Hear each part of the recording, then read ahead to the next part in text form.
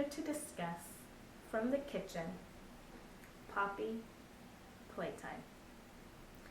So I really like that game. I think it has a pretty interesting storyline, a pretty dynamic plot, and the toys coming alive. Oh my gosh, I'm totally into that. I love like cute things actually being scary, you know? I love like unassuming characters being the villain, okay?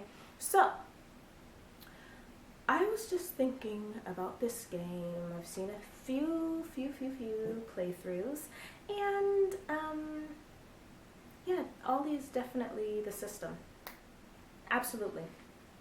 If Ollie's not the system, I will be surprised. But I'm intrigued to know what else Ollie could be, if not the system.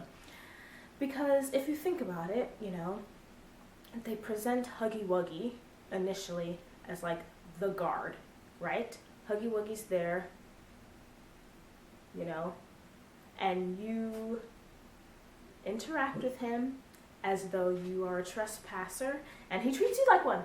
And I just think, you know, back when the factory was working and functional and there was a lot of staff members that were human beings, they had much better procedures in place, and perhaps Huggy Wuggy would alert someone or, you know, push a button and an alarm would go off and that would send a message throughout the whole system.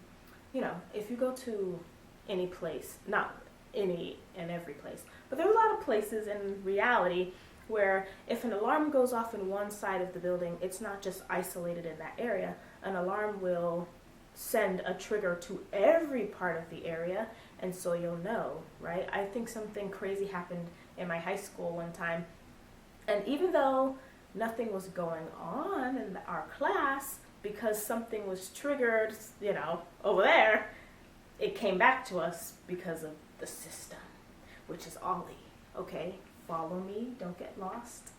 So I think Ollie being the building's security system, he has access to the cameras, and that's why he can see us wherever we are. Not all areas. Why?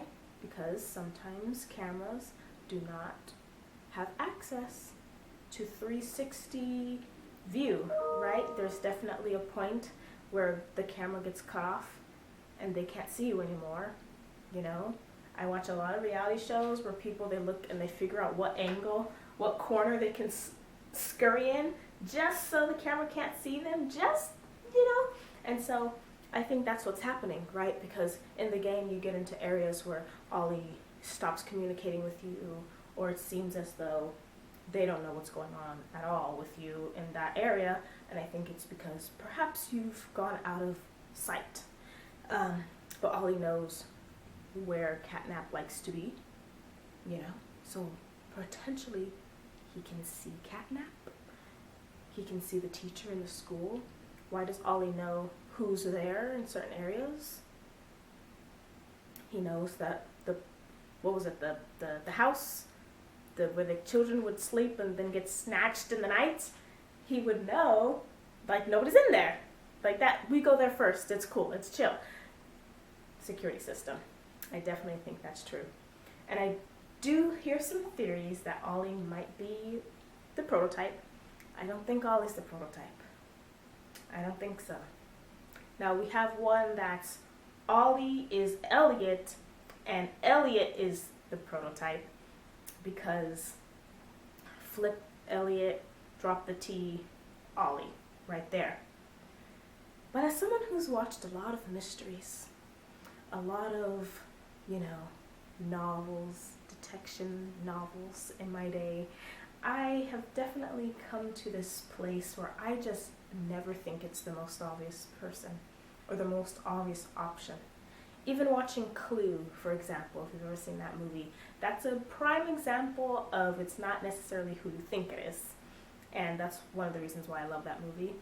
But I think that having Ollie be the prototype, of course we don't trust Ollie. Where did Ollie come from? Randomly we're in a new area and now we have this person, who knows? Even Poppy doesn't elaborate. They just say, oh, Ollie's here. Great. We're glad that he was able to help you. And it's just like, so you're not going to explain who this is? You're not going to give background? Say, oh, we're glad Ollie was able to help you.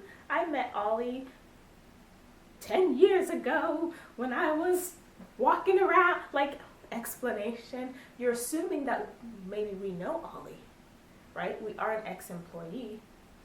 And I think a lot of the gaps in the storyline and the plot, of course, are intentional, but are there because we are an ex-employee.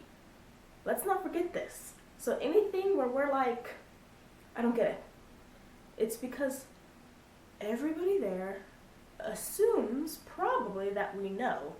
But as the character, we might know, but as the player, of course we don't know what's happening, right? But in the context of us being an ex-employee, maybe we know that Ollie is the system. Maybe that's why we just are thrown in to trusting Ollie, because it's a given that Ollie's the system. Why would they have to explain that? As the ex-employee, of course we know that Ollie's the system, you know? But that premise is placed there. So the user, or the viewer in my case, because, you know, I just watched, it's placed there so we can develop theories and context and just have more fun, because it's not necessarily going to be the same experience if everything is given to us all at once. It's good for us to think and brainstorm and develop our own pieces, you know, before the pieces are given to us and then we have the full picture. So I definitely think he's the system, okay? Now, is Poppy Stella? Potentially. I'm having a hard time with the distinction between adults that get turned into toys versus children that get turned into toys. I want to understand whether or not there's a difference in like your level of ability or speech or cognition based on whether or not you're an adult when you get turned into a toy. That's something that I'm very interested in knowing and wondering if they'll explain that. Because Poppy, she's very intelligent, you know? And especially because I used to have a theory like maybe because if your toy is smaller, and that's why they started creating the Bigger Bodies initiative, because they wanted something more effective, more fun. Being able to be in a bigger toy would allow you to live better or something. And so, but Poppy seems fine, right? We don't know how she really feels, right? She might be in excruciating pain at all times, but we don't know that. That's not explained or told to us. So we just have to assume that she's fine. She can walk around, not, you know, she's very tiny, so she can't take like large steps. That's why she's hanging out with Kissy Missy. Transportation's much better on Kissy Missy's shoulder, right? So I'm thinking that it's very possible that she could be an adult. But why are some of the toys adults versus children? And are we picking what kind of course the children are not. Yeah, they're not. But for the adults, are we picking what toy we're going to be? Are we given a few options, no options? Is it just like, hey, we're trying out this new toy, who wants in, you know?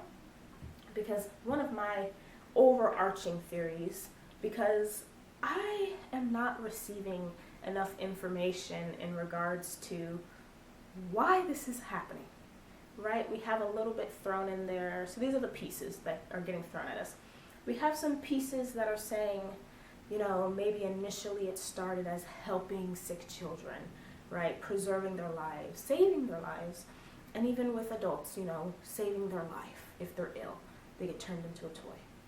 But how did we come up with this idea in the first place? Who said, you know, I might be able to make people into toys because of the poppy gas? Like what is the motivation for this? That's what I'm not getting. I want to know the motivation. I need the step by step, this happened and this happened and this happened and this happened and this is why I thought of this as the person in the story who initiated all of these things. That's what I want to know. In the words of Cardi B, what was the reason? I need to know. because I have a little bit of a theory, like I said, an overarching theory, that in terms of the adults, they were interested in immortality. And so they became very interested in the concept of living forever. And if you're in a toy, you can do that because you're half plastic, you know, and a lot of the toys didn't need to eat. There's no hunger. I mean, a lot of them did have the hunger, but, you know, some of them didn't have the hunger. You know, it could have been a blissful existence, perhaps. So I'm thinking that maybe selfishly, maybe Elliot wanted to live forever because he was getting very old. I would watch some of the VHS tapes about the storyline, and I would just think to myself, how old is this man? And then in chapter 3, it was revealed that he was no longer alive, and then I was just wondering, like, how old was he in every step of the way? How old was he when he ended up passing? And did he actually pass? Were they trying to preserve what was left of him, and that's where the prototype came from? You know? I also don't want to think that the prototype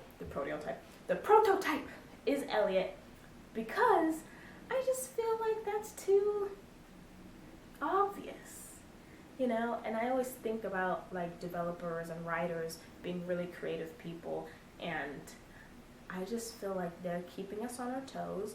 A lot of people are saying that chapter 3 is much darker, much scarier than the other chapters have been, and I think they would keep us on our toes. Even if the prototype was Elliot, I think the reason or how he became the prototype would be a very interesting story.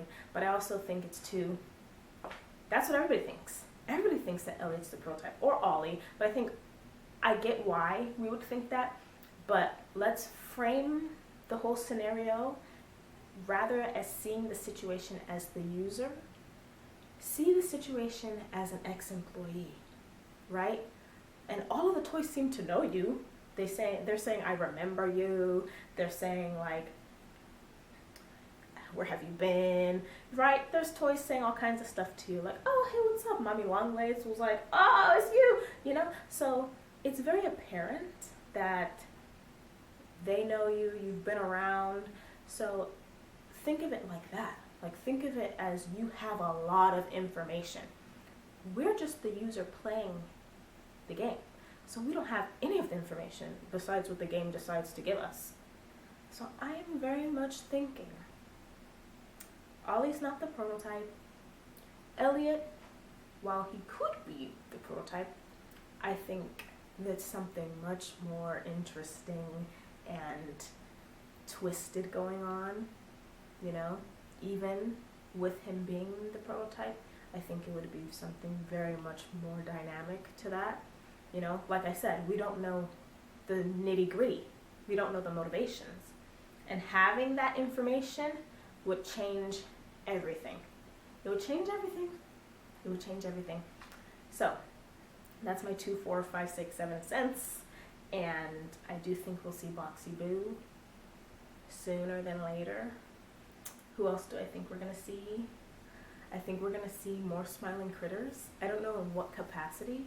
Well, at least I hope so. This is just my projections. I just want that for myself. I think that would make me happy to experience on the screen.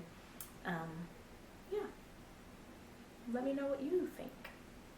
Tell me all your theories. I want to know. I want to talk about it. All right.